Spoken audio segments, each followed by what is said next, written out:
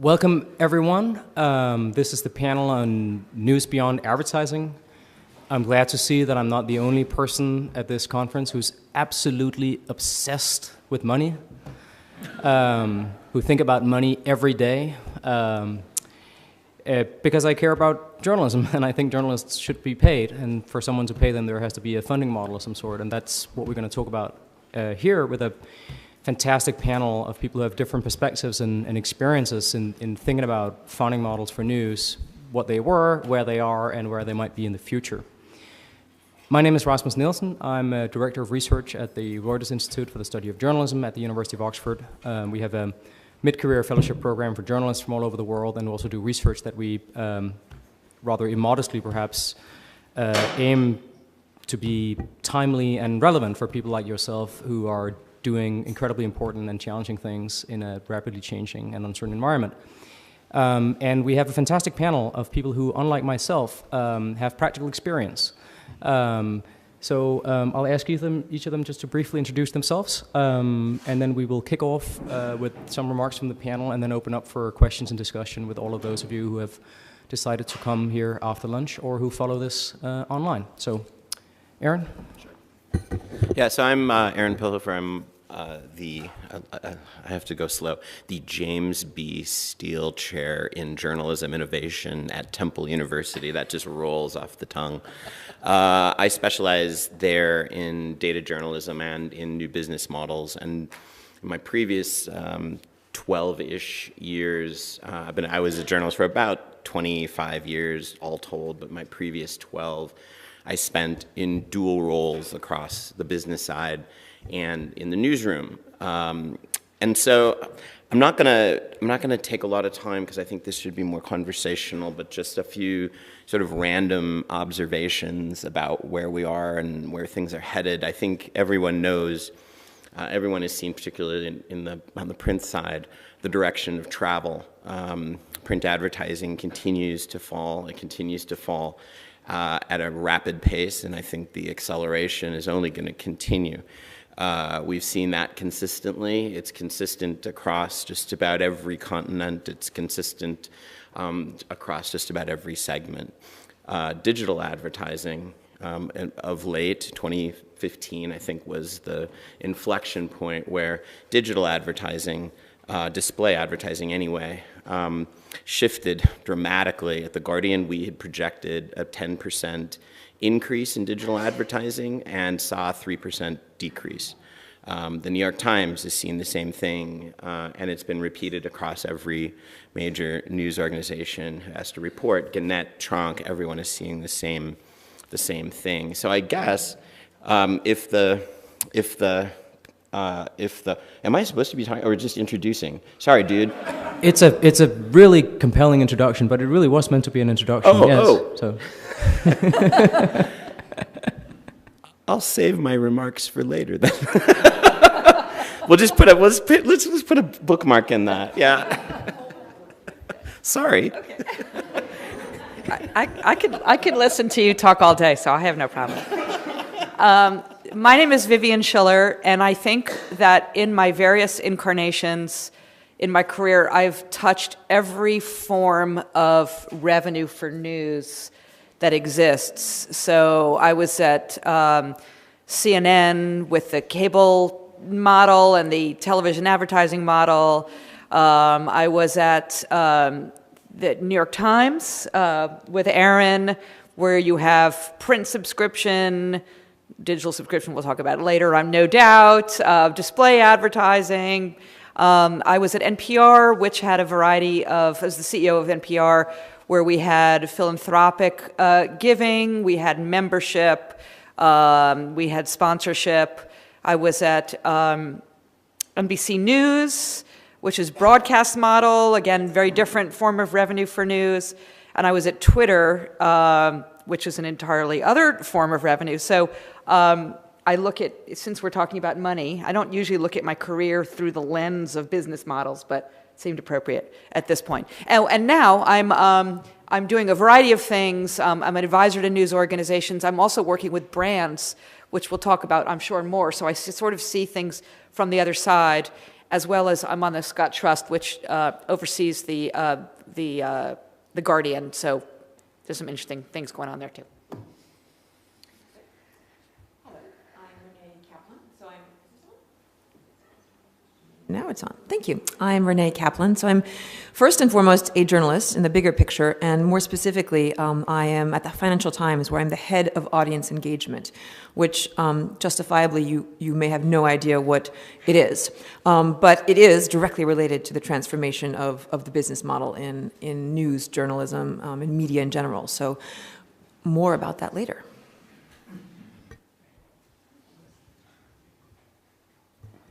Hi, so I'm Turi Munthe, and I've been involved in all sorts of different forms of media. Journalism I was terrible at, a terrible journalist, never understood how to find a story.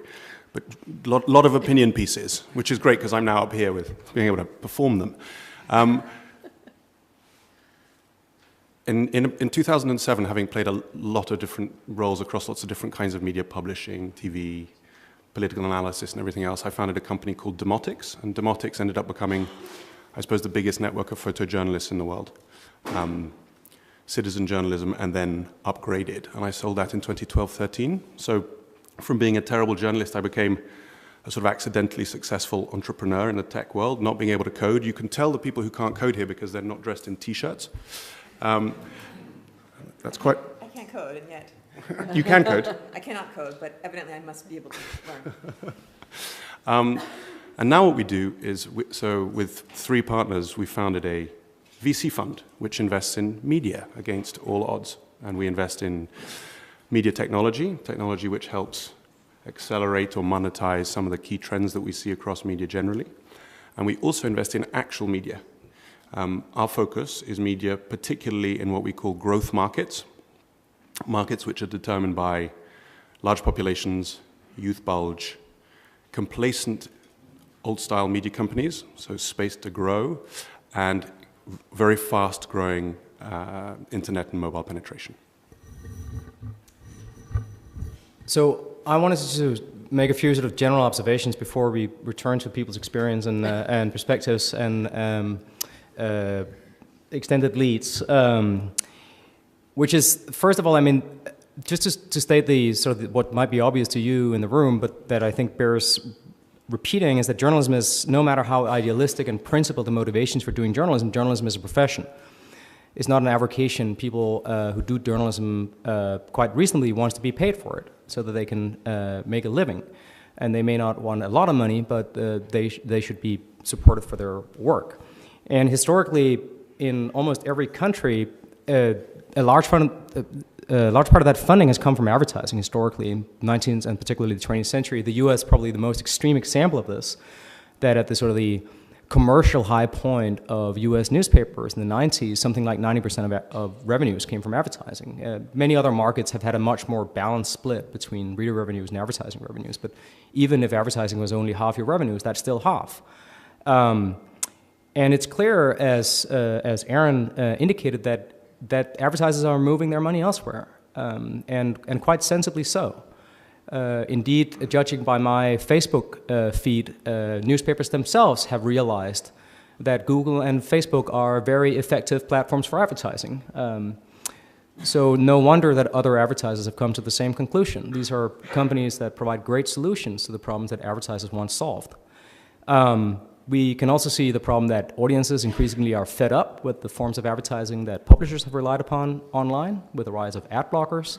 So even though publishers still have a share of digital advertising, it's clear that there is a problem in the ways in which it's being served and that people aren't particularly fond of the formats used. And I think that leaves us in a position where, with a few exceptions, and some of you may be working in those companies, I think we probably have to confront the fact that most journalism can't count on advertising as the primary source of funding moving forward. And that raises a huge question, you know, where is any money going to come from then? We have more and more people who are looking at pay models of various sorts, whether they are sort of clearly commercial, subscription-based ones, or slightly more solidarity-based forms of donation or membership or the like. So pay is clearly one thing people are looking at. We've got a lot of work on branded branded content, sponsored content, native advertising, which a lot of journalists are very uncomfortable with, but is a growth area for a lot of organizations. Not an easy one, I think we should add very quickly. And we also have all these things that some journalists love and other things are silly distractions, events, merchandise, e-commerce, all sorts of other revenue streams that people are experimenting with. But I think we need to just sort of step back for a minute and think about what the alternative is to really developing new commercial models for journalism, which is that with the decline of the existing business models, we might think that this is simply about the decline of a previously profitable industry as we move from a low-choice environment in which a few media organizations had market power because they controlled the channels that many advertisers relied on, to a high-choice environment in which advertisers have many opportunities, and a few of those very, very big opportunities are very cheap and very efficient and can offer scale that no one can compete with. That this is simply about efficiency in a way, a structural change in the economy. And that's part of the story, an important part of the story, and one that journalism has to contend with. But there are two other sides to this story that I think are worth keeping in mind, and these are things that are perhaps in some ways more powerfully illustrated across Europe and other parts of the world at a genuinely international festival like this than they are in the US, at least in living memory, which is there have been other reasons for investing in professional journalism than the for-profit motivations of commercial news organizations. And the two other reasons are public service, whether based on philanthropy or donations from individual members, as sort of NPR has worked with it, or the collectively binding decisions behind something like a license fee funding model at the BBC, for example. So public service. And then there is the other one that we hear about at quite a lot of the panels here, but not always the same panels that talk about technology and money, which is power. People invest in journalism because they want to exercise power. This can be for reasons that you might think of as principled and benign. The abolitionist movement in the US invested in newspapers. Trade unions have invested in newspapers. Many different kinds of political actors and social movements have invested in news and journalism as a way of fighting for the principles and interests that they cared about. It can also be for somewhat more self-serving reasons, whether in the form of state-controlled propaganda organs or media that are owned and operated by conglomerates who have politically sensitive business interests, real estate, extractive industries, telecoms, or people who extract rent from the state. So powerful politicians with diverse business interests who also happen to own media. We are in Italy.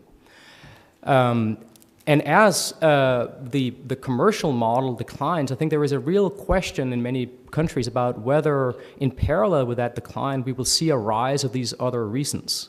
Public service, perhaps, but slightly more worryingly, power, propaganda.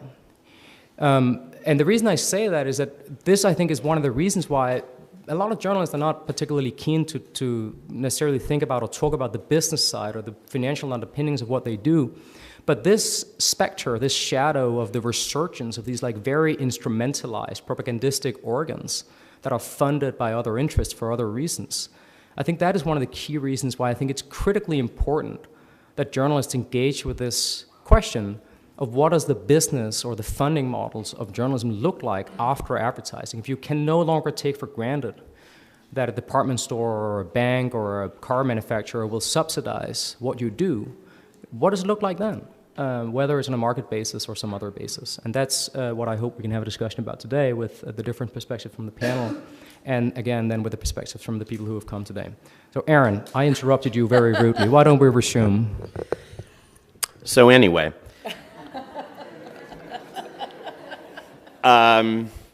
if the title, just a few thoughts kind of almost randomly, if the title of this panel is, you know, sort of thinking about news after advertising, I sort of have to ask, I actually want to sort of go, to extend from a conversation I was having earlier today, is I think we actually have to think about the cost of advertising to whatever is next. Advertising and a lot of the models that we're going to talk about here today, in particular membership models, models that are about direct revenue, those models aren't necessarily compatible with the traditional advertising model, particularly when you start injecting things like native advertising, or even worse, sort of native advertising platforms like Outbrain or Taboola into the mix. people will pay for news. They absolutely will. It's been proven. They'll pay for news when they find value, when the thing that they are getting is sufficiently differentiated, when they find it essential to their life. And when you log on to a page, and I'm not going to pick on CNN Money, but I will pick on CNN Money just a bit, I would just encourage you to, it just happens to be one of the examples, most egregious, I think, examples of where an organization is clearly sacrificing short-term revenue for, I would argue, long-term trust, authority, value. There is not a single ad platform left behind. There's Taboola, at least 3 Taboola modules. There's paid modules. There are things that take you off to native advertising. There's autoplay video that auto plays an ad. It's like, you know, it's just one of the, it's sort of as bad as it could possibly get. And if the future is indeed more about direct support from readers, viewers, then I think we really are hurting ourselves in the long run by trying to maximize what we can get in the short term. And I think there's a huge cost to that. The other piece I'll throw out there is that I think journalists, and I think this is a point that you're going to hear again and again today, unfortunately, now in the last 10 years, every journalist's job has changed. You're asked to do more. You're asked maybe to shoot photographs. You're asked maybe to shoot video. You're asked maybe to podcast. You're asked to post on social. The job just keeps growing and growing and growing and growing. And unfortunately, sadly, perhaps tragically, I want to add just one more to that. I really believe that we fundamentally have to have a role in determining the next business model, whatever that is, or at least a voice in the direction, the strategic direction that news organizations are taking today. Because fundamentally, this has not been part of our job. And journalists in general just don't understand how organizations make money. I didn't. I thought I did. And then I went into an actual business side job during my last year at The Guardian. Sat across from one of our senior ad sales executives who was passionately imploring me to create some product and dev time to implement header bidding. I let her go for 5 minutes before I stopped her and I said, I have to ask you something right now. What the fuck is header bidding? Had no idea. But the point is, and I actually had talked with Jeff Jarvis about this, and if this is of interest to anybody in the room, I'd love to talk to you about it later. I think there should be a curriculum. I think there should actually be a curriculum to teach journalists like how news organizations make money, and it could be delivered actually almost on an organization by organization level, a general curriculum. But it's just an idea. But if it's something that's of interest to you, I'd love to talk to you about it afterwards, and I think I'll leave it at that. Great. Well, the very first point I was going to make is the one that you just made, which is about how it's worth repeating again, and I just want to add, I won't repeat what you said about how critical it is for all journalists to make sure, put upon themselves, if their organization is not, to deeply understand the business models for their organizations and other organizations as well. Aaron said it very well. I'd only add one other thing that you didn't mention, but I'm sure you agree with, which is there are still, shockingly to me, some pockets of resistance towards this, not because of people being overworked, which they are, but because somehow it is considered antithetical to journalism, that if I understand how the money is made, therefore that is the only obvious end to that slippery slope is, you know, selling stories to advertisers, which of course is nonsense. And that, well, let me be clear. It's not nonsense. We should not be selling stories to advertisers. I mean, it's nonsense that understanding, taking it upon yourself to understand the business is sort of the road to hell. So I just want to add that point. I won't belabor it, though I suspect many of us will have the same things. So I just want to make a few points. They don't necessarily all tie together. And it's really in response to things that I hear all the time. Number one, whatever revenue models that we used to love from the past are not coming back. I feel ridiculous having to say this out loud, but I need to say it out loud because there is still pockets of people who think we just have to like wait this out. It's amazing. The second is in looking for the new model, there is no singular new model that is going to take the place of the old model. It is going to be different for every organization and is generally not going to be this, classic, how wonderful that it was, dual revenue stream that, cable television enjoyed, that newspapers enjoyed, that radio enjoyed. It is now going to be a mix of revenue models. I will say that I think if you look across sort of different kinds of publishers, that the organizations on either end, and I'll explain what I mean by either end, are in a better position than the people in the middle. By either end, I mean, on the one hand, super small and targeted. There's really interesting opportunities there. I'll name two examples that both have different models that are succeeding very well. One is, I don't know if people here are familiar with The Information, which is a super high-priced subscription. I mean, super high-priced it's a digital publication. I think it costs about $400 a year, if I'm not mistaken. Is that right? Yeah. And they have, it's not covering the landscape. It is pretty targeted, very in-depth journalism about sort of the technology and media ecosystem. And they are succeeding. They make money. They don't have a big staff because it has become, it was founded by a reporter from the Wall Street Journal. They have become must-read, and they can command those kinds of revenues. Another model, very small and targeted, they don't charge a dime for readership, is a small targeted digital publication called Skift. So Skift was founded by Rajat. What's Rajat's last name again? I've suddenly forgotten. Anyway, sorry, I'm looking at you like you have to have the answers. Anyway, never mind that. So Skift is super targeted. It is about the travel industry. Couldn't be more targeted. But they have, in a very short time, they own it. And their revenue model is around events. They do have some advertising, but because they're so targeted, they have been able to sort of capture all of the media around the travel business in a way because they're so focused and they own it. So it's the big swath. And then the other end of that spectrum are the big, high reputation, organizations like the New York Times, like the FT, like the Washington Post, who can, because they are considered so indispensable and they are very broad, they can charge subscriptions. I worry, or meter, or we can get into detail about that later. That wasn't the point I wanted to make, is all the different incarnations of paid.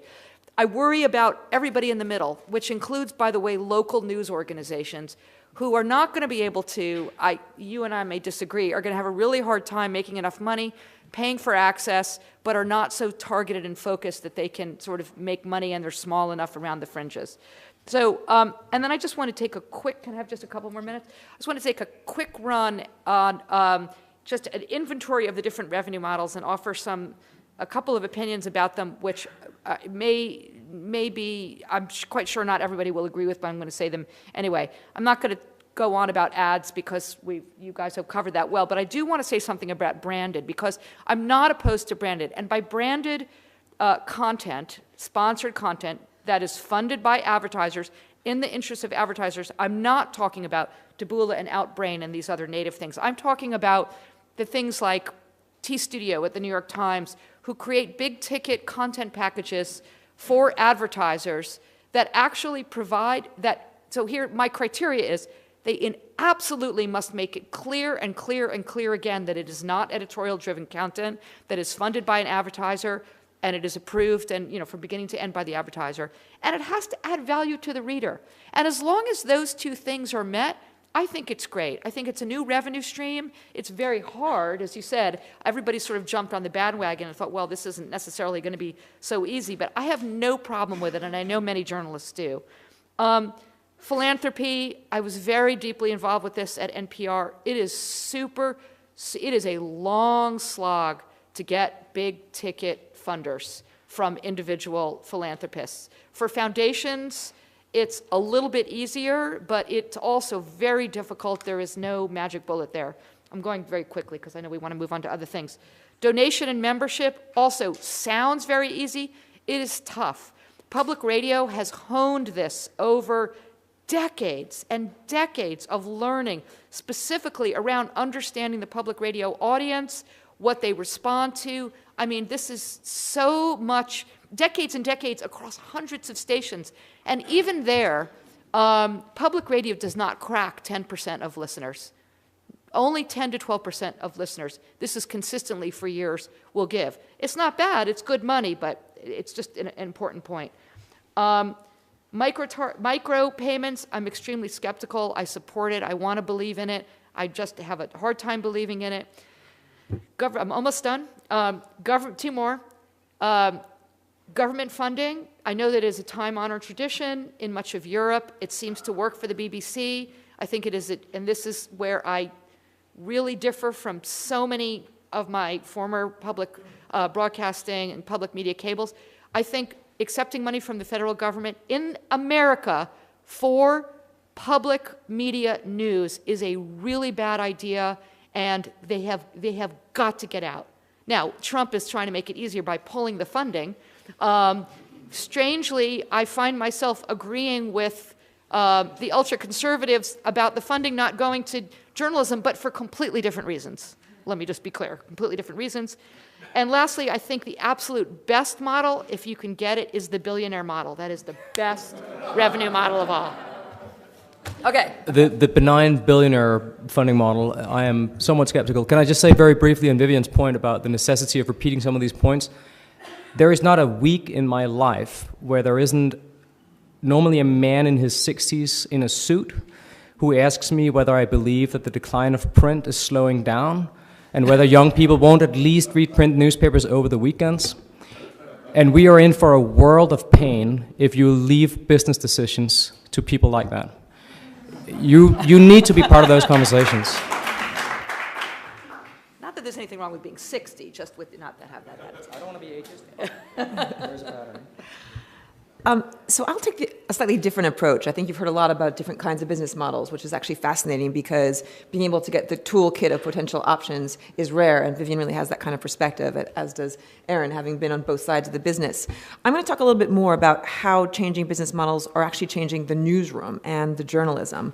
So the Financial Times does not have the billionaire model, although we probably have billionaire subscribers, because it is a highly premium product. So, but the fact that there's now something called audience engagement, and so it's a team in the newsroom that's a mixture of digital journalists and data analysts and other people whose job it is now to optimize the content. And optimizing the content is, again, a whole thing born of this transitioning business model, where we're no longer in a regime where most news media has been financed by advertising. You've heard it before. And increasingly, we can't rely on that. And we can't rely on it at all for some models. For the Financial Times, for example, the third quarter of last year was the beginning of an incredibly drop off the cliff where print advertising revenue dipped by double digits. And it's still dipping by double digits. And the good news is that, well, it's not 25%, but it's still in double digits. So that means that the Financial Times is always charged for its content, unlike other news media models. So we have the advantage of understanding what a subscription model is, what getting readers to pay for content is. The big shift now, though, is that before it was part of our business model. Now we are dependent on a business model in which we have to get readers to pay for our content. So what does that mean? Well, that means that completely changes the relationship of a news brand to its audience, hence head of audience engagement. And actually, but more seriously, the idea that there is a relationship at all for a lot of news media, especially legacy news media, is new. And the big transformation is from one of kind of a come to us, take it or leave it, because we're financed by advertising model, like what you get, pay for it, don't like it, go elsewhere, to one of actually, we have to think about you and come to you. We have to understand more and more about what you are willing to pay for and what that looks like and feels like and who you are, because if you don't pay for it, we go away. So in some ways, it's about this shifting relationship. Depending on how you view relationships, it's essentially a shifting of balance of power, where before it really was from broadcaster to audience, and now it's more the audience who has a real say in the matter to some extent. And the say in the matter is basically, as news media, we have to understand more and more about what value looks and feels like. The good news is that we are able to understand what value looks and feels like. The bad news is that great journalism, which most legacy news media know how to do, is not enough. It's just not enough anymore. That's kind of the unglamorous reality, where you can have the most amazing reporters and the breaking news stories and an expertise that goes back, in the case of the Financial Times, over 150 years. That's not enough anymore to get people to pay for content, because none of this has to be great journalism. It has to be something that's thinking about utility and service and usage and the right format in the right place at the right time. Understanding audiences is a lot more about understanding in what way they're going to be willing to pay for your content, and in what way means on mobile, in the morning on their commute, on what topics, in which language, in which kind of geo-targeted way you need to be thinking about getting your content in front of them. So obviously, this is all related to the business model, but it's also now related to the way we're actually commissioning and distributing and producing the journalism. And it means understanding a little bit more about our audiences, so that's data related. It's understanding a little bit about how fast we have to go and change. And again, this is, as everyone was saying in this panel before, newsrooms, especially legacy newsrooms, don't necessarily like change. Journalism is actually something that's deeply rooted in tradition, in the way of doing good reporting. And change, however, has to happen pretty fast when there is this kind of double-digit drop in advertising revenue. So a newsroom and a newsroom understanding that change is not only necessary, but good for them, and that actually they can be part of the change, and that collaborating in an understanding of what the right format looks like, or of what a new distribution model looks like, not chafing against all the asks that Aaron was talking about, all of these sort of, gosh, now I have to do the reporting and get the story out and think about tweeting it and think about what time to publish it and thinking about the extra content that looks good and thinking about the interactivity. And actually, before I even do the commissioning, I probably need to think about the format and who the audience is.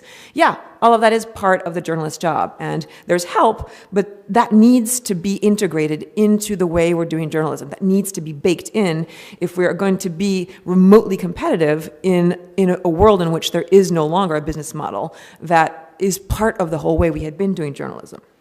Finally, a couple last points about where the FT actually is with things. So here is an incredibly premium product, right? So not only do we have to get people to pay for our content, we have to get them to pay a lot. The information costs a lot of money, the FT costs more. So the question of really what gives people value is incredibly important, because we're asking them to give us a lot. The good news is that right now, we've actually crossed the sort of magic threshold, where here was an illustrious newspaper that was dependent over 80% on advertising revenue. Now more than 60% of our revenue comes from the content. So that's a mixture of digital sales, it's a mixture of branded content, it's a mixture of a lot of the stuff. But basically, we're getting people to actually pay for our content, and it's subsidizing by over 60% the business model. So it's possible. Finally, journalists are helping us think this through. We're actively calling on the newsroom to help us think about, in a very crass way. Journalists don't really like to think about money, and to some extent, we've protected ourselves from thinking about money. But at the core, yeah, even though great journalism is not enough, that's still what we're in the business of producing. And nobody knows good content and great journalism better than journalists. So if we're having to think about how to get readers to pay more for really good content, nobody's better placed to do that than our journalists. So we've just launched a new premium product. It's a newsletter exclusively for our subscribers that basically gives insider scoops on mergers and acquisitions deals. This was thought of by the newsroom. We are doing a lot more to grow our women readership. It's not something we're really good at the FT. Women don't particularly read us. They don't find us relevant. They're kind of 50% of the population. That's called a business opportunity. So we're getting our journalists to think about, well, we know that women actually are really time poor. So what does a product look like in terms of the content? How do we deliver stories to them? In what format do we need to be creating content so that people who are especially time poor, like women, are likely to get it and engage with it and eventually pay for it? And finally, it ultimately comes down to the fact that in almost every newsroom and every major news media, including probably all the ones that we represent at this table, right now we are all losing headcount. If you are still in a newsroom or want to get into a newsroom, you have to be thinking about how you are going to bring value to your audience and get them to pay for what you're doing. Thanks so much. So as I said earlier, North Base Media, which is our fund, invests in media companies, but in growth markets. And so we come at it from a slightly different perspective. One, the markets that we're investing in are essentially new. I mean, they're far, far newer in the digital space. And two, the companies that we're investing in are startups, which means they get to sort of start from scratch. Talk about the markets briefly. The Middle East, which is one of the areas of focus for us, the Middle East in 2015, market of 400 million people, less than 1% of the web in Arabic. Digital advertising revenue across the whole of the Middle East was just over $500 million in 2015, which is 45 times less per capita than the UK, which means that from our perspective, and that's just one example, ditto Latin America, ditto Southeast Asia and India, we're going to see huge growth there. So from our perspective, what we're looking for are media companies, again, I'm going to come to the startup point, we're looking for companies that can surf this wave, this enormous opportunity, this very fast rising tide, and become, what we hope, generational players in those markets. The advantage that those companies have is that they get to figure out what their business model is from scratch. They don't sit there with gigantic staff. They don't sit there with pensions. They don't sit there with all the wonderful things that big media companies have got and continue to do, and because you have to negotiate while producing amazing content. They get to start from scratch. I have to agree with all the points that were made here around the way you understand value. If I try and, so the companies that we end up looking at, the companies that we like, the value that we see in them is in two areas. The successful companies are, one, laser sharp focus. They know exactly what they're doing. They know the market that they're talking to. They know the voice that they're bringing, and data. Data is sort of the definer of success for the digital media companies that we look at. And there's a way of understanding data, which is, again, value. It's asking what the audience want. And for forever, media companies have been able to talk from on high to audiences that they hardly knew and get away with it because they were essentially monopolies. That's so not the case anymore that it becomes, from our perspective, the core driver, in a sense, of even our investment thesis. How smart are these new media companies at understanding what their audience want at a level of granularity which has never before been possible? So perhaps because of the markets that we focus in, I should say that we still believe in advertising. We think advertising has got a long way to go. It's going to change shape. We're going to see a lot more native. We see a lot more native. We see it, I think we're going to see a lot more targeted advertising. One of the things which fascinates me is a few companies we've seen that they're Facebook native. They're essentially media publishers on Facebook.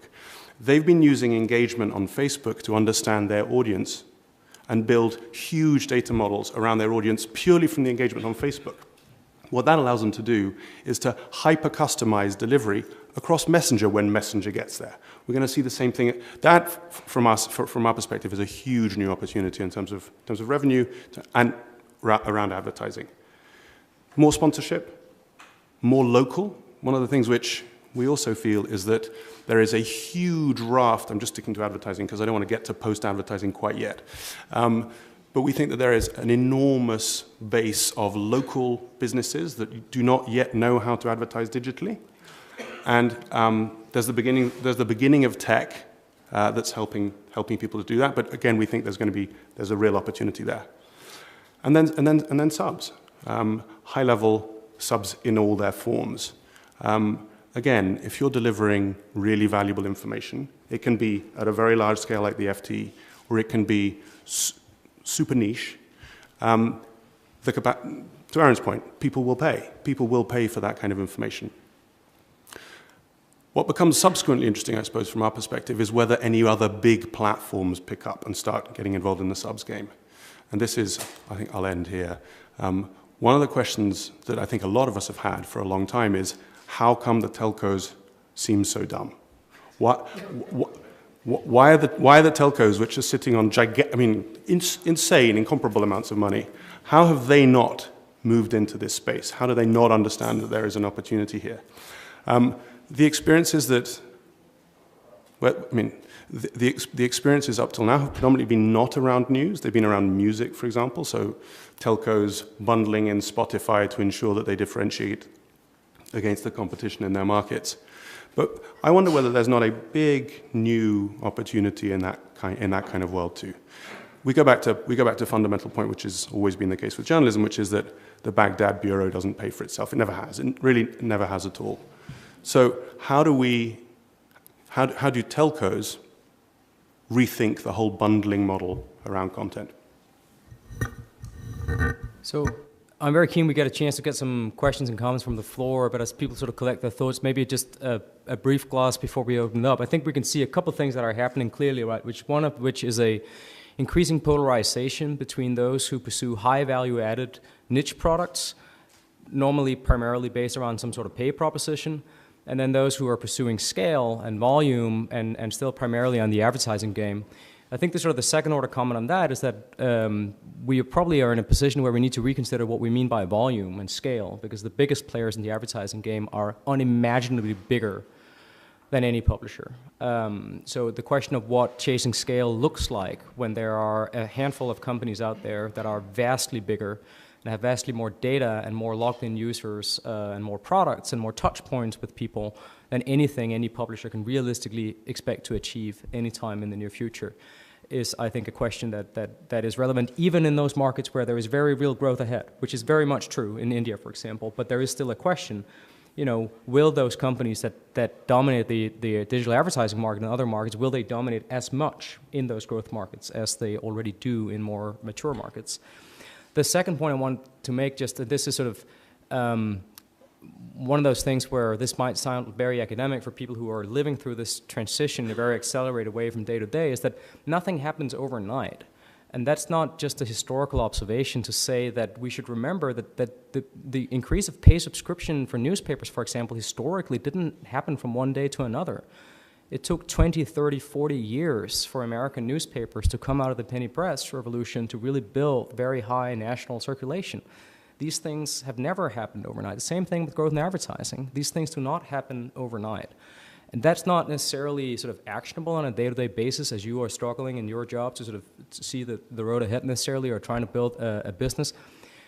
But it's important to keep that in mind, that, pessimism of the intellect is paralyzing, and therefore it's also useless. We have to be optimists, and there is an advertising component in the future, and there is a pay subscription component to the future, and we see this in market after market, that there are people out there who will pay for news, and that there are people who will donate to support news. And as Vivian said, that too is not a quick fix, but it's doable. If you put your mind to it, there is work that can be done in that space too. Let's take some questions from the floor. We have some wonderful people with mics who will be moving around. Let's start from the top. Hi. So all these different revenue models sound great, and there's definitely going to be a mix, but it looks like the only one at the moment that seems to have a good prospect of supporting large-scale, broad-based publications is a paid subscription model, and there's a lot of momentum towards that in the newspaper industry. But obviously, we're living in an increasingly polarized world, and that's been identified as a problem. And if only people who can pay will have access to those broad-based, high-quality, things like the Washington Post, the New York Times, the Financial Times, and everyone else is either going to be relying upon people who are just pursuing power or maybe philanthropic efforts, and maybe state TV if they're lucky. Aren't we going to contribute to a segregated information environment where only those who can afford to pay can actually access high-quality information, the information they need to play a proper part in society and make good decisions? I'm going to take a stab at that. I think that's a very real risk, and I think one of the defining issues that we face as societies is not so much necessarily the whole filter bubble and echo chamber discussion as much as the question of the polarization between people who care an awful lot about news and are willing to pay for it with attention but also with money, and those who care less and are not bad people for that reason but are just less engaged and often also less affluent and less willing to pay for news. One political response to that question has been public service media, which are free at the point of consumption, though everybody pays, and if you don't, you go to jail, which is a pretty robust business model. Nice job if you can get it. I think there's also, though, to sort of borrow a phrase from Renée that I think is a good one that journalists can think about in addition to people who are running the business side, is you can flip that on the head and say, is that a business opportunity? Is it right now is the red ocean right now that everyone is barging in sort of to the high-end, affluent, well-educated white male audience? And is there a pay product that looks different, that is catered towards a different audience? I'm just back from a trip to Hong Kong and Singapore, and what publishers there say is that they're basically looking at whether Facebook and Google and other platforms from the Western world will up their game and catch up with the mainland Chinese platform companies that already enable micro-commerce on a very large scale. So micropayments that are not premised on every user creating an account with every provider, but by a platform that facilitates micro payments. And a lot of that stuff is stuff that I think we would think of as very tabloid journalism, more tabloid content. So I'm not entirely convinced that the business opportunities only lie at the affluent end of the market. I think most of them probably do, but maybe there is an opportunity for a blue ocean move that does things differently.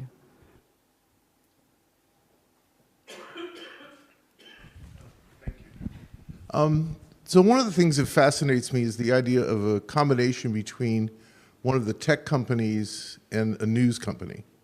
So Vivian, I wonder if, when you were at Twitter, if they ever considered merging with or buying a news organization. I just checked the market caps. New York Times is worth, Twitter is worth about 3 times what the New York Times is. And Twitter's struggling now. Yeah. So what would that look like? What if, I'm assuming that you didn't consider it. If that was under consideration, I wasn't part of this conversation. Okay, well, have you ever thought about it? Does it make any sense, or what would that look like? Could it work? Because these tech companies don't have the business problems that news organizations have, but yet they are carrying news. Yeah. Well, this gets us down a whole other road, which is our That's tech why I companies, asked. media companies, and all of that. I mean, you know, if Twitter, and I'm not with Twitter anymore, but if Twitter person was here, they would say, you know, we are an open platform and we want to hear from everybody, including, you know, conflicting points of view, and you can be anonymous and you can share, you're an eyewitness and your identity is protected, and you know, we want to be used, and we are both a tool and we are a distributor for all kinds of news organizations. And if you pick one, you therefore become a competitor to everybody else. So, you know, that would be the argument against. Having said that, I think I'm going to answer a slightly different question than you asked, sorry, which is to say that, you know, a lot of what the learnings that we've seen from tech companies, not that the New York Times is going to create actually, when we were there was an attempt to create a Facebook-like product. That was a complete disaster. Times, why was it a disaster? Times People. So why was it a disaster? Why didn't it work? Because it was, well, I love Aaron's point of view on this too, because it was trying to create from scratch a community. I think it was already too late, quite honestly. I mean, Facebook had already taken on a lot of traction. It made a lot of sense, and to create something that was only available on the New York Times site, only to talk to New York Times people, it was too close to community. I think it would have worked. Did you have a different point of view? Really? Yeah. I'm a subscriber to the New York Times, lifetime subscriber to the New York Times. I would have loved that. Yeah. Well, I think Twitter is mindless. Yeah. I think that Facebook's even worse for news. Yeah. And I mean, the New York Times has news down. I think it would have worked, FYI. Sure. A couple of questions here in the front.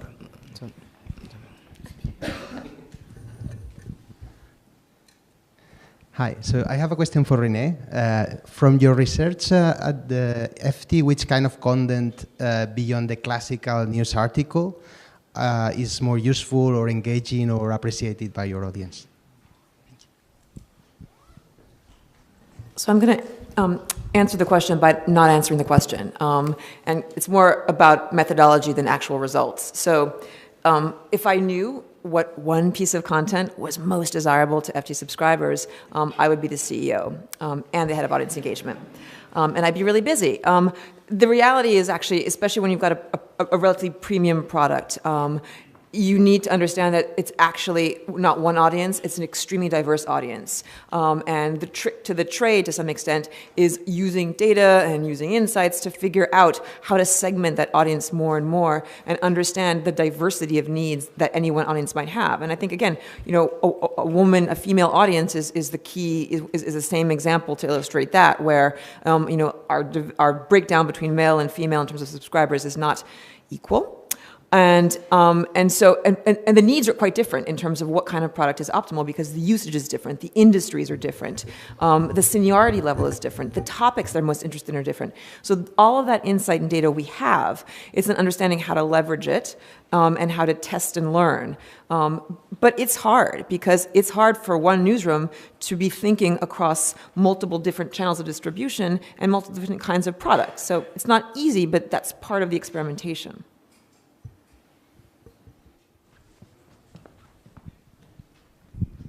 Hi. It's a continuation of the previous thought, really.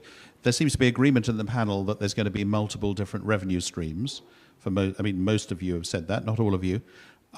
You've also all agreed that journalists need to think more about the business side of things. Any reflections from any of you on how you get journalists, when you're talking about multiple revenue streams, what does that mean? Are they all thinking about all the revenue streams? If you obviously have one clear focus, say membership or pay, it might be easy. But if you're talking about a hybrid mix of a whole lot of different things, how do you actually get journalists to engage with that? Or how can it be useful for them to get involved? So it actually is really not easy, even on the membership model. And, I think the problem is that there are choices to be made. So at The Guardian, when we launched or relaunched membership just before last year, they were doing some testing about where people convert, where the best places to convert. And one of the best places, it turns out, actually the best place, was at the bottom of an article. And you might have noticed, as you now read most of these articles online, you'll get that sort of while you're here appeal. And it performed wildly better than any other place on the page. And that previously, and maybe still, is it still there, Mary? Is Outbrain still down there? Ish? Okay. That previously is where we had Outbrain. Okay? So that's a choice.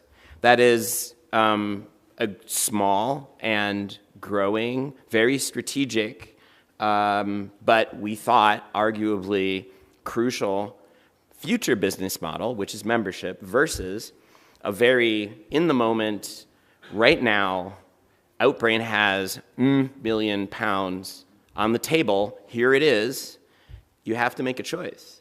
And unfortunately, those conversations are happening largely without the journalists. Not so much at The Guardian, actually, but I think more broadly. The Guardian, it was a fairly broad discussion.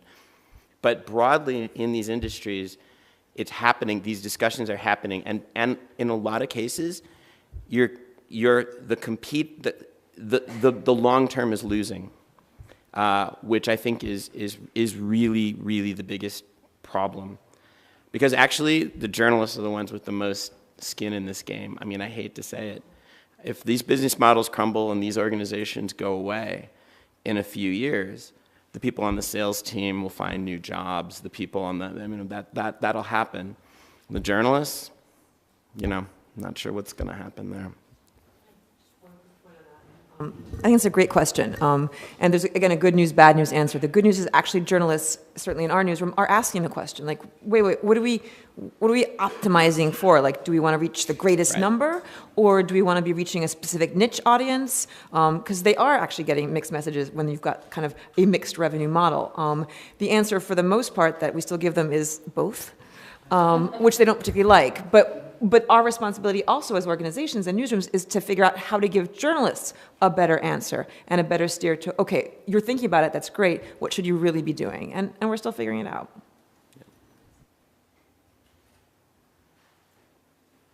Way in the back.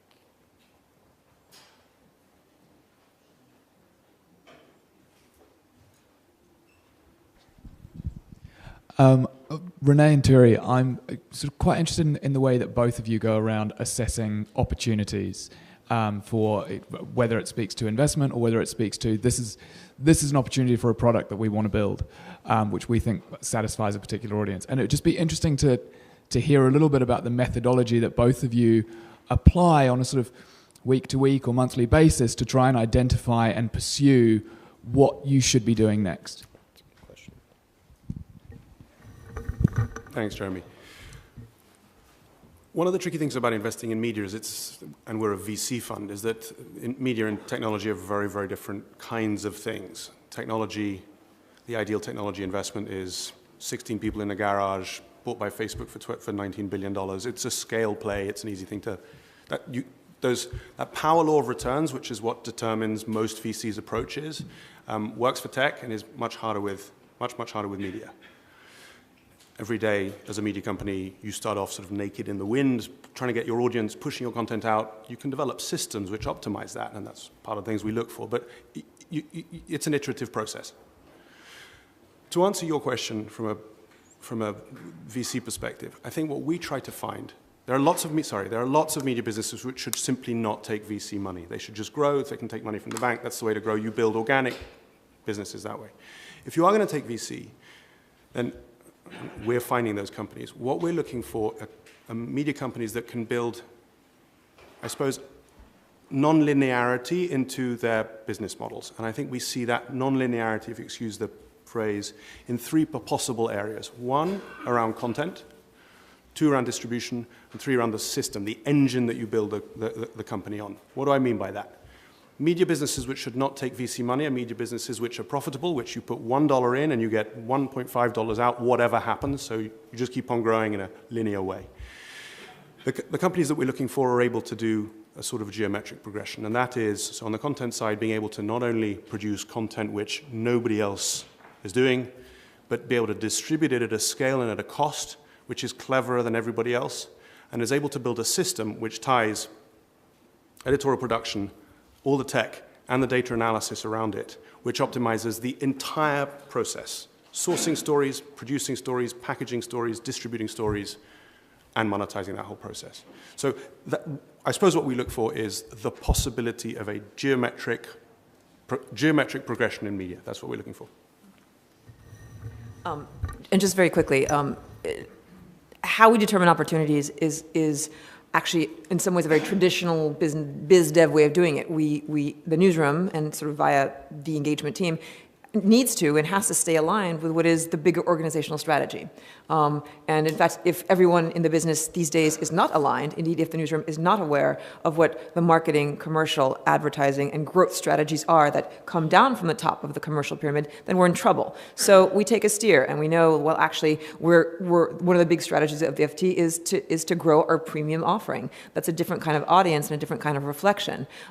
Even though at the same time, we do also have to grow more new readers because there's going to be churn. So ultimately, it comes down to being aligned, understanding the breadth of projects that we can be experimenting with around those bigger picture organizational opportunities. And then, to quote Mary from The Guardian, who said this on a panel many months ago that we shared, you have to prioritize ruthlessly because you can't do it all.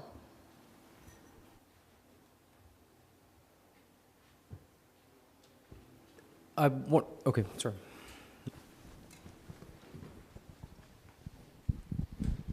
Just a question about the Guardian's membership, as we have a couple of interested parties on the panel. What do you think of that model where you're both asking people for money and taking advertising as well? And is there a confusion between that model that you're giving it away for free, but you're also asking people to pay in some way? I'll go first. You know. I mean, I am a strong, unabashed believer that the Guardian almost uniquely could make a membership model work. And I do mean uniquely. I mean, the Guardian is a singularity. Its ownership model is different than most.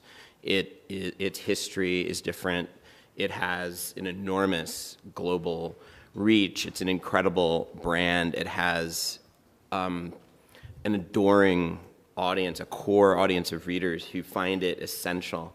And 200,000 members really in just the past, 9 months, give or take, I mean, of real honest-to-God effort. maybe a year. I mean, membership launched in 2014, but it was virtually invisible on the site until very, very recently. So 200,000 paying members, not nothing. So I believe the Guardian's model can work. I think the issue is it goes back to a choice. It is, you can't have both Outbrain and a membership appeal sharing the same space. You cannot undermine the quality. You can't undermine what people value by putting a CNN Money style ad package on every page. And I'm sorry I'm picking on CNN Money because I don't mean to, because it just happens to be one of the more egregious examples. So, but it does come to a choice. You have to preference one over the other. And that's actually when Renée talks about the way they approach things at the FT. As we were talking about membership, the FT was actually one of the models we looked at. I mean, they are, if I asked you what a quality visit is, how much of the newsroom would know the definition of a quality visit from the FT's point of view? Probably a lot more now than 18 months ago. But increasingly, it's being aware of a commercial metric even within the journalism. Yeah. So a quality visit in the context of the FT is a visit. It's not a page view necessarily. It's not a unique. It's a very FT specific metric that is tied intimately to their business model. That is a level of discipline that doesn't exist at most news organizations. So I think membership could work beautifully at The Guardian, but only in this case where The Guardian really embraces it as their core strategy, and I mean the entire organization, importantly the newsroom. And I think it has a lot. If that happens, I think it can succeed in the way that public media has. But I don't know that it's the model for everybody. In fact, I don't think it's a model for most. I'll just want to add two things. First of all, I don't think, and again, I'm not talking about Outbrain kind of style advertising, but I don't think membership and advertising, a different kind of advertising, are incompatible any more than a paid subscription is incompatible with advertising. The right kind of advertising, which I'm not going to attempt to define here. But the other thing I was going to say is I completely agree.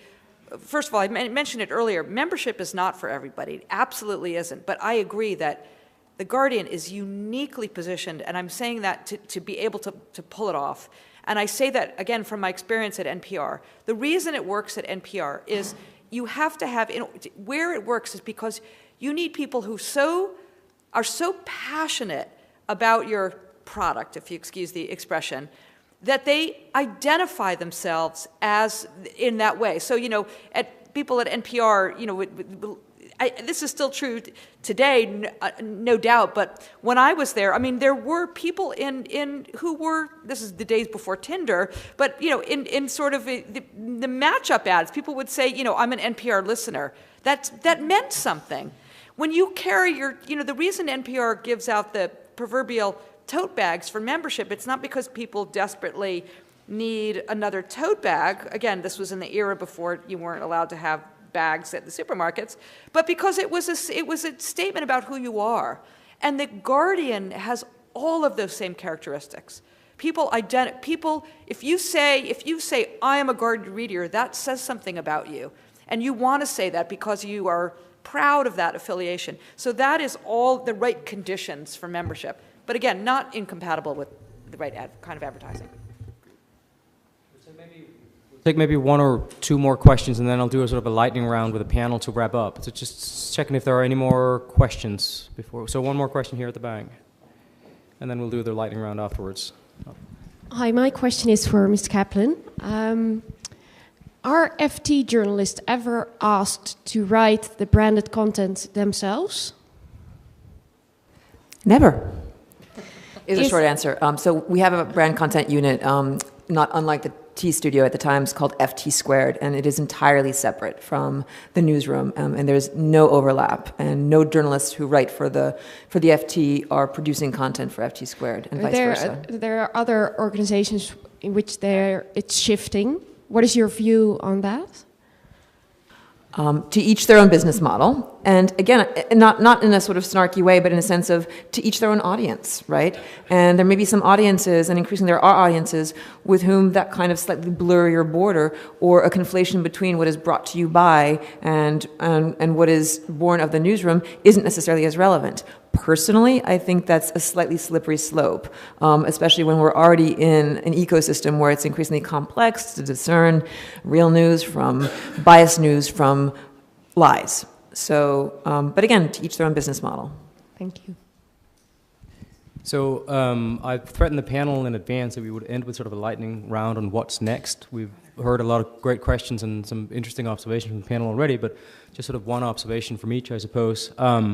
And I'll start so people have a chance to sort of collect their thoughts for this. We left behind a period in history in which almost by accident news organizations, and primarily really news organizations in a handful of predominantly Protestant countries with shit weather huddled around the North Atlantic, had a monopoly essentially on a control of a river of cash, because they controlled and narrow in that river. And we should remember this was not the case in many, many places, like Italy, for example, where newspapers never grew commercially to be as profitable as they were in the US or in the UK or in Denmark, where I'm from. So it wasn't the case everywhere, but in a few places it was, and by virtue of that accident, a lot of advertising money flowed into news. And that accident is over, and is not coming back. And that's, in one way, really uncomfortable in the sense that there are very real consequences of that for news organizations. Several people in the panel have made that simple point, that headcounts are down. Some of you will have seen the Bureau of Labor Statistics numbers that came out of the US, the sobering fact that employment in the American newspaper industry, for all the growth in digital over the last 15 years, half of the job force has been cut. So that's the bad news. I suppose the good news might be this. Everybody's got to work for someone. And the question is, who do you work for? And in the past, the answer to that question in a lot of organizations was, on closer inspection, that you worked for your advertisers.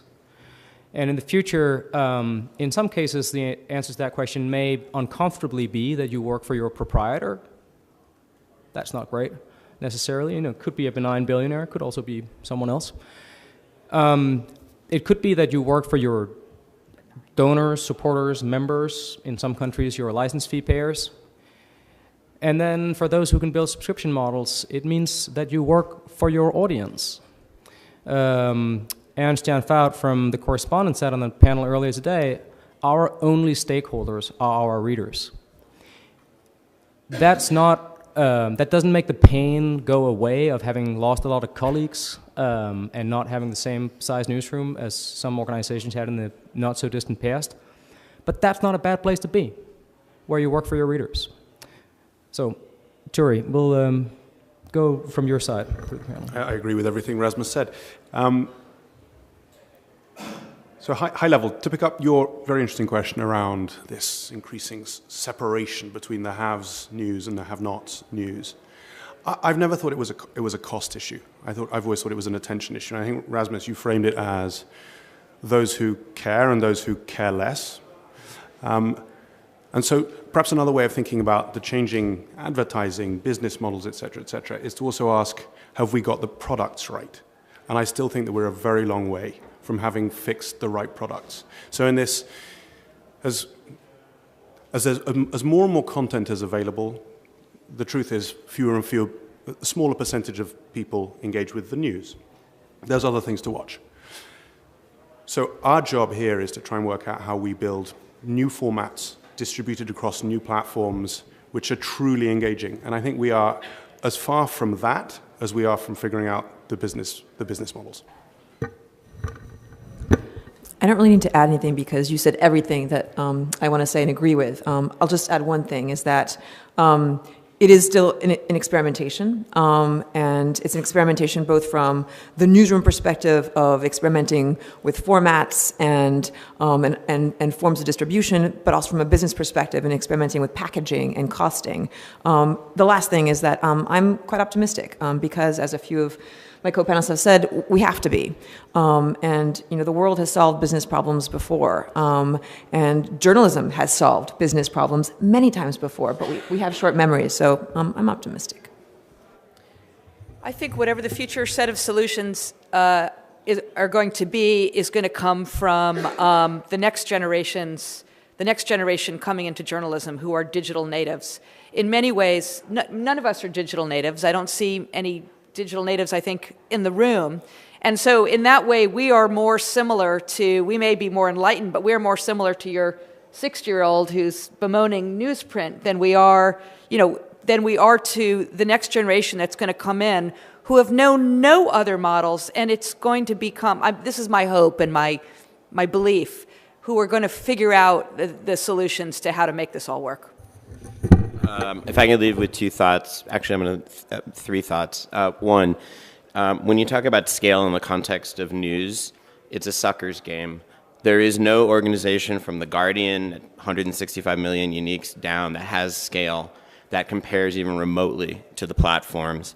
So any talk about a scale-based model, I believe, is a sucker's game. Number two, there's a lot of wishful thinking in the industry still. There's wishful thinking around print. I totally agree with that. CJR seems to be the propaganda wing for those people. I don't know why all of a sudden.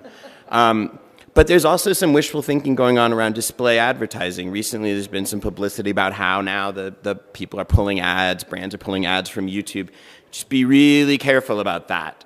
Be really careful. Any business model you hear that's based on what you might think is wishful thinking against all the directional, all the numbers that show otherwise, I would say call bullshit on that. And I guess the last thing I will leave you with is that I think that we as journalists need to take a lot more control of this, because one way or another, it's going to happen. If the direction we keep going in is the direction we end up, I mean, we know where this story ends, and the only people left to turn out the lights are going to be us. So we might as well get on it now. So I will do just two things in closing. One is to say to all of you, go home to your colleagues and talk about money. And the other thing I'll ask you to do is to join me in thanking the panelists in this really interesting discussion.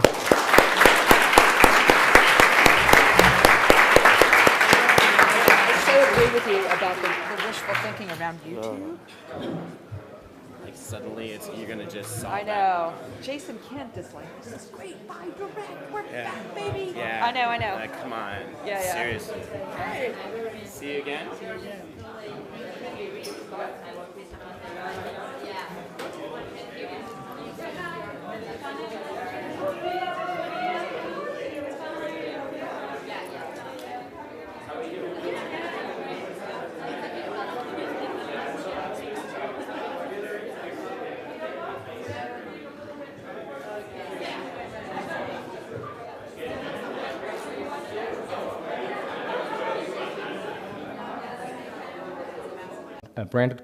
Branded content, sponsored content, native advertising, which a lot of journalists are very uncomfortable with, but is a growth area for a lot of organizations. Not an easy one, I think we should add very quickly. And we also have all these things that some journalists love and other things are silly distractions. Events, merchandise, e-commerce, all sorts of other revenue streams that people are experimenting with. But I think we need to just sort of step back for a minute and think about what the alternative is to really developing new commercial models for journalism, which is that with the decline of the existing business models, we might think that this is simply about the decline of a previously profitable industry as we move from a low-choice environment in which a few media organizations had market power because they controlled the channels that many advertisers relied on, to a high-choice environment in which advertisers have many opportunities, and a few of those very, very big opportunities are very cheap and very efficient and can offer scale that no one can compete with. That this is simply about efficiency in a way, a structural change in the economy. And that's part of the story, an important part of the story, and one that journalism has to contend with. But there are two other sides to this story that I think are worth keeping in mind, and these are things that are perhaps in some ways more powerfully illustrated across Europe and other parts of the world at a genuinely international festival like this than they are in the US, at least in living memory, which is there have been other reasons for investing in professional journalism than the for-profit motivations of commercial news organizations. And the two other reasons are public service whether based on philanthropy or donations from individual members, as sort of NPR has worked with it, or the collectively binding decisions behind something like a license fee funding model at the BBC, for example. It's a public service. And then there is the other one that we hear about at quite a lot of the panels here, but not always the same panels that talk about technology and money, which is power. People invest in journalism because they want to exercise power. This can be for reasons that you might think of as principled and benign.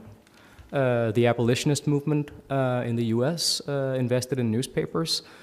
Trade unions have invested in newspapers. Many different kinds of political actors and social movements have invested in news and journalism as a way of fighting for the principles and interests that they cared about.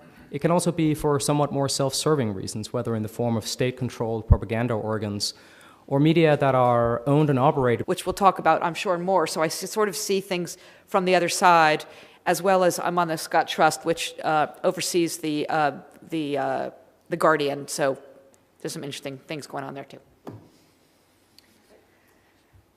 I'm Renée Kaplan. Now it's on. Thank you. I'm Renée Kaplan. So I'm first and foremost a journalist in the bigger picture, and more specifically, I am at the Financial Times, where I'm the head of audience engagement, which justifiably you may have no idea what it is.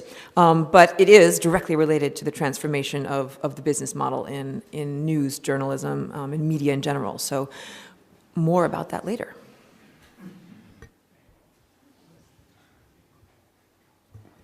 Hi, so I'm Turi Munthe, and I've been involved in all sorts of different forms of media. Journalism I was terrible at, a terrible journalist, never understood how to find a story.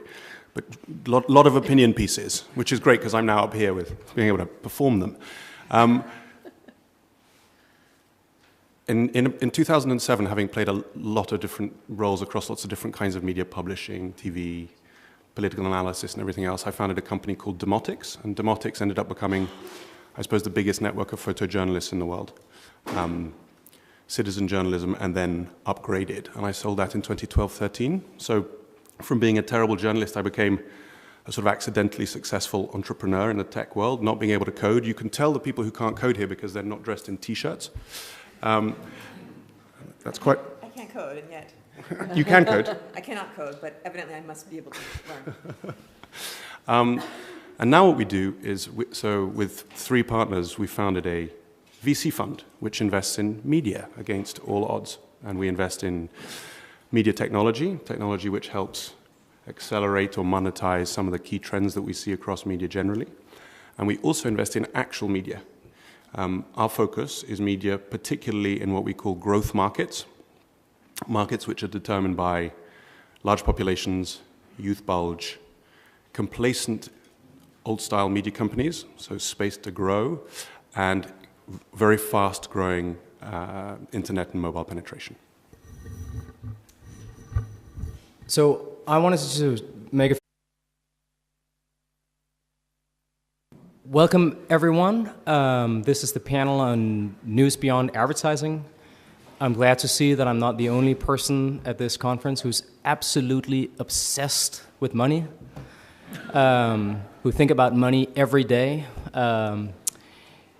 because I care about journalism, and I think journalists should be paid, and for someone to pay them, there has to be a funding model of some sort, and that's what we're going to talk about here with a fantastic panel of people who have different perspectives and experiences in thinking about funding models for news, what they were, where they are, and where they might be in the future. My name is Rasmus Nielsen. I'm a director of research at the Reuters Institute for the Study of Journalism at the University of Oxford. We have a mid-career fellowship program for journalists from all over the world, and also do research that we, rather immodestly perhaps, aim to be timely and relevant for people like yourself who are doing incredibly important and challenging things in a rapidly changing and uncertain environment. And we have a fantastic panel of people who, unlike myself, have practical experience.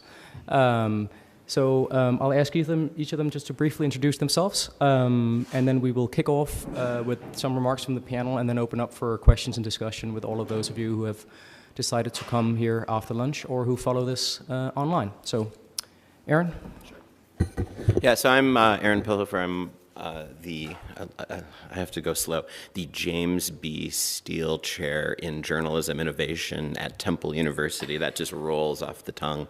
I specialize there in data journalism and in new business models. And in my previous 12-ish years, I was a journalist for about 25 years, all told, but my previous 12 I spent in dual roles across the business side and in the newsroom. And so I'm not gonna take a lot of time because I think this should be more conversational, but just a few sort of random observations about where we are and where things are headed. I think everyone knows, everyone has seen, particularly on the print side, the direction of travel. Print advertising continues to fall. It continues to fall at a rapid pace, and I think the acceleration is only going to continue. We've seen that consistently. It's consistent across just about every continent. It's consistent across just about every segment.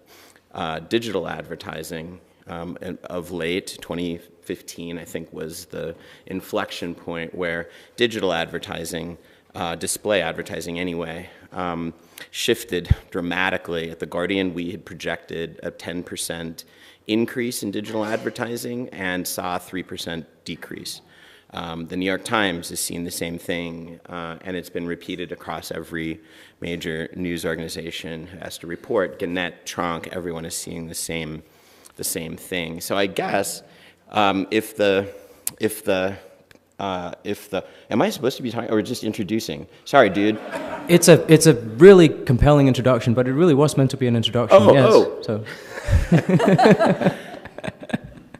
I'll save my remarks for later then. let's put a bookmark in that. Yeah. Sorry. I could listen to you talk all day, so I have no problem. My name is Vivian Schiller, and I think that in my various incarnations in my career, I've touched every form of revenue for news that exists. So I was at CNN with the cable model and the television advertising model. I was at the New York Times with Aaron, where you have print subscription, digital subscription, we'll talk about it later, I'm no doubt, display advertising. I was at NPR, which had a variety of, as the CEO of NPR, where we had philanthropic giving, we had membership, we had sponsorship. I was at NBC News, which is broadcast model, again, very different form of revenue for news. And I was at Twitter, which is an entirely other form of revenue. So I look at, since we're talking about money, I don't usually look at my career through the lens of business models, but it seemed appropriate at this point. And now I'm doing a variety of things. I'm an advisor to news organizations. I'm also working with brands. A few sort of general observations before we return to people's experience and perspectives and extended leads, which is, first of all, I mean, just to state the sort of what might be obvious to you in the room, but that I think bears repeating, is that journalism is, no matter how idealistic and principled the motivations for doing journalism, journalism is a profession. It's not an avocation. People who do journalism quite reasonably want to be paid for it so that they can make a living. And they may not want a lot of money, but they should be supported for their work. And historically, in almost every country, a large part of that funding has come from advertising historically in 19th and particularly the 20th century. The U.S. probably the most extreme example of this, that at the sort of the commercial high point of U.S. newspapers in the 90s, something like 90% of revenues came from advertising. Many other markets have had a much more balanced split between reader revenues and advertising revenues, but even if advertising was only half your revenues, that's still half. And it's clear, as Aaron indicated, that advertisers are moving their money elsewhere, and quite sensibly so. Indeed, judging by my Facebook feed, newspapers themselves have realized that Google and Facebook are very effective platforms for advertising. So no wonder that other advertisers have come to the same conclusion. These are companies that provide great solutions to the problems that advertisers want solved. We can also see the problem that audiences increasingly are fed up with the forms of advertising that publishers have relied upon online with the rise of ad blockers. So even though publishers still have a share of digital advertising, it's clear that there is a problem in the ways in which it's being served and that people aren't particularly fond of the formats used. And I think that leaves us in a position where, with a few exceptions, and some of you may be working in those companies, I think we probably have to confront the fact that most journalism can't count on advertising as the primary source of funding moving forward. And that raises a huge question, where is any money going to come from then? We have more and more people who are looking at pay models of various sorts, whether they are sort of clearly commercial, subscription-based ones, or slightly more solidarity-based forms of donation or membership or the like. So pay is clearly one thing people are looking at. We've got a lot of work on